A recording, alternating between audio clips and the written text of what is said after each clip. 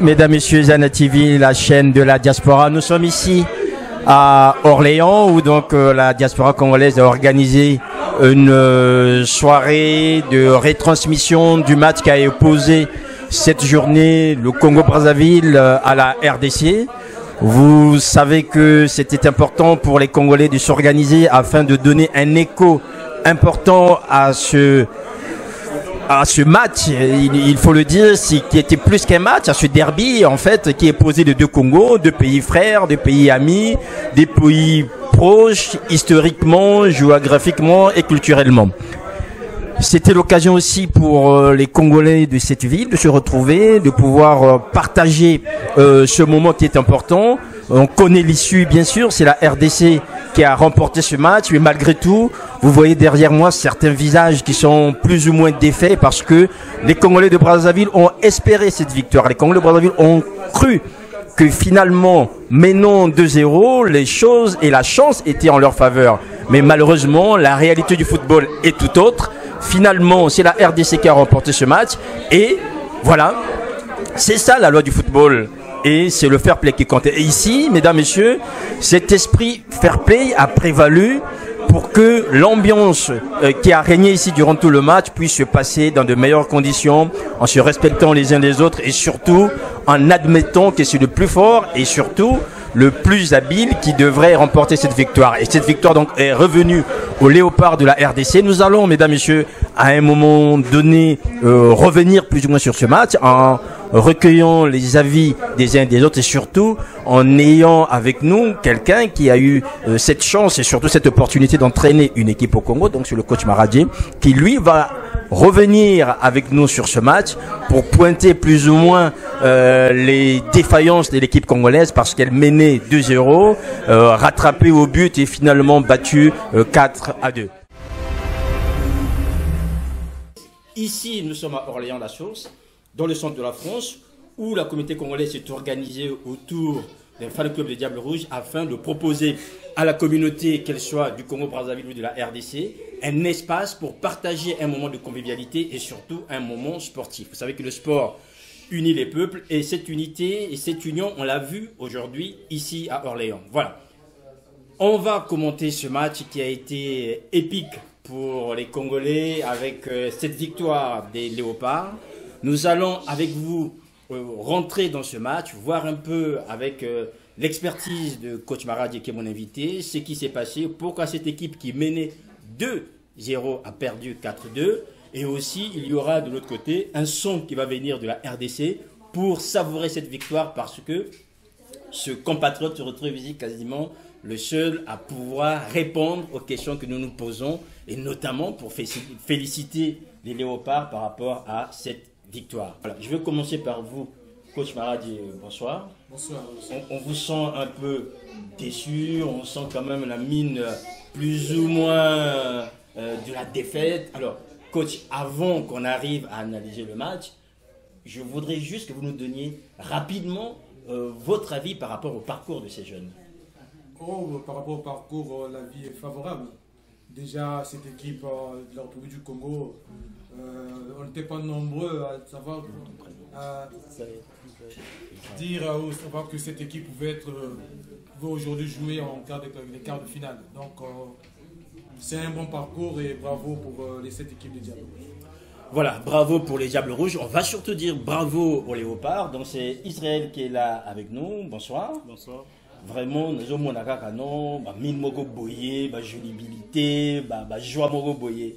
Soirée, comment ça s'est passé pour vous qui étiez là avec cette communauté congolaise et cette victoire des Léopards? La journée déjà, je vais dire, ça s'est bien passé parce qu'on a gagné. J'étais tout seul au milieu de tous les Congolais des Brazza. Oui. Donc, les Congo-Brazza ont mené 2-0. J'étais tout seul, je leur ai dit, j'étais serein, je leur ai dit qu'on allait gagner parce que l'équipe du Congo-Brazzaville, c'est une jeune équipe, elle n'a pas l'expérience. Et nous, notre équipe, elle joue déjà depuis longtemps et je savais qu'elle allait faire quelque chose. Et voilà, à la fin, on a gagné. Voilà. Mais bravo à la jeune équipe congolaise. Elle n'a pas l'expérience, mais elle est déjà sortie des poules, des phases des poules. C'est déjà une bonne chose. J'espère que ça va bien se passer pour eux. Voilà, ça va bien se passer pour eux. Coach Maradie, est-ce l'expérience qui a parlé pour les Léopards? Oui, là on parle vraiment de l'expérience. Parce que si vous avez vu, même sous le banc, Léopard étant mené 2-0, le staff technique n'a pas paniqué. Si vous regardez même le visage de l'entraîneur, vous comprenez, il n'était pas vraiment très paniqué. Il était serein. Il savait que il avait juste à réorganiser, à réencadrer ses joueurs. Et voilà, ils ont fait l'affaire. Cette équipe est jeune. On a vu une partie de cette équipe est constituée par l'ossature de Léopard. Léopard, aujourd'hui, est quand même l'une des grandes équipes congolaises. Qu'est-ce qui a manqué pour que ces jeunes aillent au bout de leur rêve? Les jeunes congolais du Congo-Brazza, tout à fait. Oui. Qu'est-ce qui a manqué? Je crois que vous allez remarquer qu'il n'y a pas trop d'individualisme, même de la communauté. C'est un peu. Moi, je joue cette équipe, il y avait juste du mental. Si vous regardez bien leur parcours, il y a juste leur force, c'est un peu le mental. Hein. Le coach a vu peut-être des belles paroles, les encourager et tout. Mais techniquement, déjà, même physiquement, cette équipe n'était pas au point. Je ne sais pas pourquoi. Mais je comprendrai. Vous savez que Claude Leroy, ça fait peut-être pas, ça fait même pas un an qu'il a pris cette équipe. Et quand vous regardez le parcours de la qualification jusqu'à aujourd'hui, apparemment les joueurs, on les change à tout le monde. Il n'y a pas vraiment une stature, une équipe type de type. Hein, c'est ce que je remarque. Donc, c'est une lacune, encore une lacune pour l'équipe nationale. Moi, je ne peux pas quand même comprendre une équipe qui mène 2-0, il vous reste 30 minutes. Nous avons un sélectionneur qui est vraiment un ancien, quelqu'un, je vous félicite. Avec une expérience reconnue. Même si seulement il n'a pas pu regarder où étaient les adjoints, ils sont là pourquoi? Des joueurs qui ne sont pas expérimentés, même 2-0. Mais il faut les regarder. Tout le monde est paniqué, on ne tient pas là. Voilà, on sort des gens n'importe comment, on n'a pas compris. Moi, je respecte leur travail. Je sais que le travail de l'entraîneur, c'est un travail très difficile. J'ai du respect pour eux. Mais à un certain moment, avec l'expérience qu'ils ont, eux, on ne pouvait pas arriver là. Mais c'est arrivé, qu'est-ce que vous voulez? Regardez le visage de mes compatriotes derrière, vous comprendrez qu'aujourd'hui, je ne sais pas si les gens vont dormir. On ne va pas bien dormir, ça c'est pas possible. Mais pour cette équipe, il faut garder cette équipe, au moins pour les années à venir. Ça ne sert plus de changer. Même si on peut changer de sélectionneur, mais le statut qu'on la garde. Il ne faudrait pas que l'entraîneur qui arrive vienne encore avec ses joueurs. Hein? Qu'on garde au moins ses joueurs pour une longue durée, puis on verra. Alors, Arnaud Mafoy vient de nous retrouver. Arnaud Mafoy, vous êtes Orléanais, il faut le dire. Vous avez suivi ce match. Qu'est-ce que vous en avez tiré? Qu'est-ce qu'on peut tirer comme leçon alors que les Congolais menaient 2-0 et finalement ils se font rattraper et se font battre 4-2? Bon, d'abord, merci de nous avoir donné cette opportunité parce qu'effectivement, nous avons suivi avec attention le match entre les deux capitales les plus rapprochées du monde. Ce que j'ai retenu, c'est que les Diables Rouges ont nous avons une très bonne équipe, et une équipe jeune. Et comme l'a dit tout à l'heure le coach, en disant que ces jeunes, il faut les maintenir tels qu'ils sont, parce que pour construire une équipe, ce n'est pas du jour au lendemain. Voilà, il y a un travail qui s'est fait et c'est ce travail qui a commencé. Donc ce travail doit être maintenu et ça doit continuer. Et pour que demain, qu'on puisse avoir des joueurs qui seront très efficaces, qui auront aussi l'expérience, parce que quand c'est Val Falafas, hein, c'est une équipe qui a eu à faire une première sortie. Tout se joue pour la première fois. Pour la première fois, voilà, à la CAN. Donc, d'où la nécessité de garder cette équipe dans la continuité. Il ne faut pas qu'il y ait rupture. Béatrice Malonga, il est présidente de AFCO. AFCO, c'est l'association des femmes congolaises d'Orléans. Je me vois là, je me tel ban me jouer, il y a quelques assisté à un match, tu vois, façon, ben me vivre yao. Merci mingi papa Sir Makoso. Bet me quiz quoi coup. Muminata na ba ban ya mon association. J'ai au moins 4 femmes de l'association qui n'a manimé à mon kuna. Bet ku doit appel. Ya ba papa na quiz assister match. Bet me ndima bet me quiz. Na quiz suivre match. Au début match me luta bien petit vani na kilingi. Ne va ça la 2-0. Mais vers la fin, vraiment bien, 30 minutes, Baban me décevoir Beto. Mambouvé. Baban ba yika ban ya jeune. Ben mang ba ouvé. Bet ke mara ba ouvé. Avenir ke na bao. L'herbe foutra na bois, il faut bénir, il faut bien. Bien. Ma belle, ça me vous qu'élevé. Et qui kababana. Ma bande qui n'a essayé qu'à jouer. Mais moment que vanda, il y a comme équipe ya nene. Il nous aussi me gagner, il y a aussi équipe ya nene. Donc, il y a qui mine ou qui nous équipe il y a vanda bien un jour. Bah que vanda vrai, bah jouer ya nene.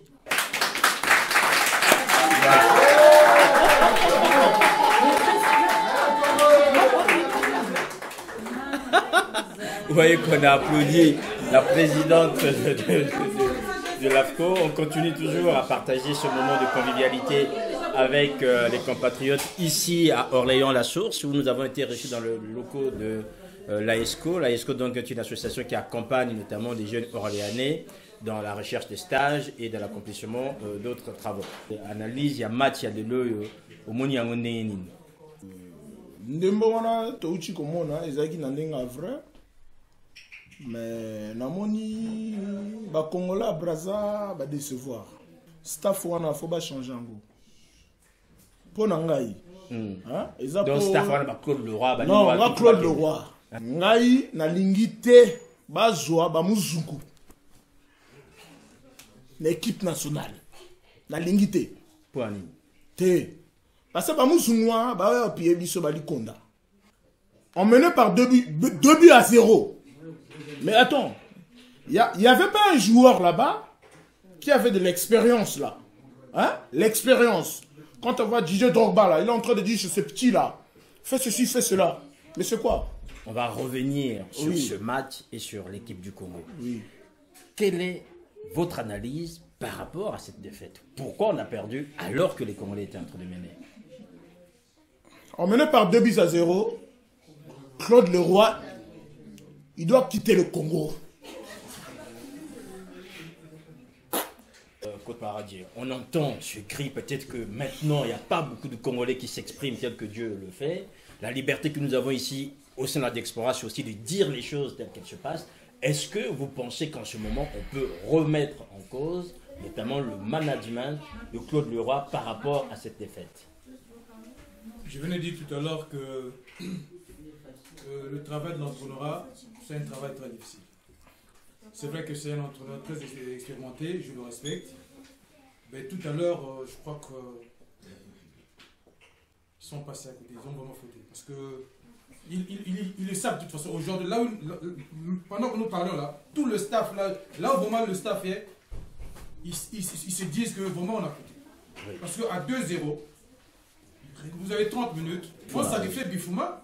On renforçait le milieu de terrain, un bloc au milieu, plus l'équipe, ils étaient déjà fatigués, hein, parce que là, le RDC, même étant mené, ils avaient le vent en poupe. Donc il a fallu juste renforcer et sacrifier le petit Bifouma. C'est une idée, hein, ça n'en marche que moi. Oui, mais là on refait le match, hein, c'est normal, puisque voilà, donc, après un match comme celui-là, il faut bien qu'on revienne sur les analyses. Donc aujourd'hui, ça signifie que le staff doit tirer les conséquences de cette défaite. Il faut vraiment tirer les conséquences parce que là, on avait juste besoin de regarder ces joueurs, surtout qu'ils sont encore jeunes, manque d'expérience. Il a fallu continuer à les parler. Il fallait parler à tout le monde. On pouvait pas, il n'y avait même pas une minute, même des secondes de repreneur. On devait parler, les regarder et tout, jusqu'à ce que le match s'émane. Donc finalement, ce n'est pas Claude Leroy tout seul, c'est aussi l'ensemble du staff. Moi, je parle de l'ensemble du staff parce que s'ils sont 3, c'est les 3 qui doivent répondre. C'est vraiment les 3 qui doivent répondre. On arrive à la fin de cet entretien. Donc vous avez entendu les différents sons de cloche et c'était important que cela sorte, qu'on l'entende.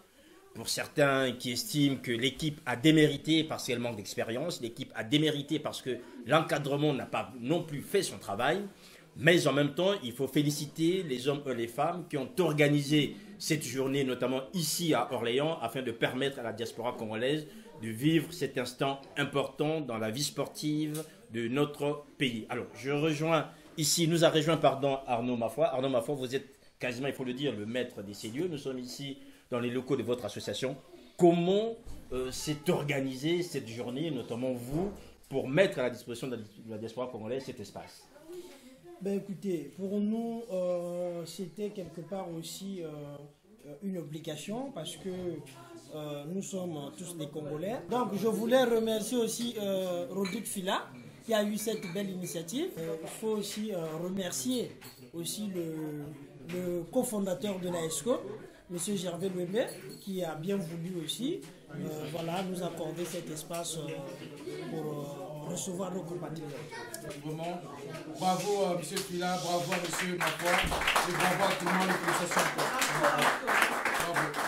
Il me reste qu'à vous remercier, vous qui nous regardez en ce moment sur Zana TV, remercier les hommes et les femmes qui ont contribué à ce que cette journée se passe bien ici à Orléans, remercier vous qui accompagnez Zana TV depuis quelque temps et remercier les Diables Rouges pour ce rêve qu'ils nous ont fait vivre. Malgré tout, c'est la loi du sport, le meilleur devrait gagner et c'est la RDC qui aujourd'hui a été la meilleure équipe et a permis aux Léopards de pouvoir passer cette étape aux demi-finales.